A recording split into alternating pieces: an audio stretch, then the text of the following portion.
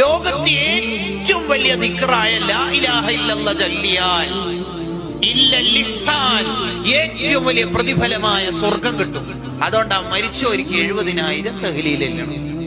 ഏറ്റവും വലിയ ദിക്ർ ലാ ഇലാഹ ഇല്ലല്ലാഹ്. അഫ്ളലു മാ ഖുൽതു അന വന്നബിയ്യൂന മിൻ ഖബ്ലി, ഞാനും എന്റെ മുൻഗാമികളായ അമ്പിയാക്കളും ചൊല്ലിയ ദിക്റിൽ ഏറ്റവും ടോപ്പ് ലാ ഇലാഹ ഇല്ലല്ലാഹ് എന്ന ദിക്റാണെന്ന് നബി സല്ലല്ലാഹു അലൈഹി വസല്ലം പഠിപ്പിച്ചിട്ടുണ്ട്. അപ്പൊ ഹൽ ജസാഉൽ ഇഹ്സാൻ, ലാ ഇലാഹ ഇല്ലല്ലാഹ് എന്ന ദിക്റിന് ഞാൻ ഇല്ലൽ ഇഹ്സാൻ, സ്വർഗ്ഗമല്ലാണ്ട് വേറെന്താ കൊടുക്കേണ്ടതെന്ന് അള്ളാഹ് ചോദിക്കണത്. അതുകൊണ്ടാണ് മരിച്ചവർക്ക് 70,000 തഹ്ലീൽ അവർക്ക് സ്വർഗം കിട്ടും, നരകമോചനം കിട്ടും. മരണപ്പെട്ടവര് രക്ഷപ്പെടാനുള്ള 3 വഴികളിൽ ഒന്നതാണ് അവരുടെ പേരിൽ 70,000 തഹ്ലീൽ. രണ്ടാമത്തത് 1,00,000 തവണ സൂറത്തുൽ ഇഖ്ലാസ് പാരായണം ചെയ്യും.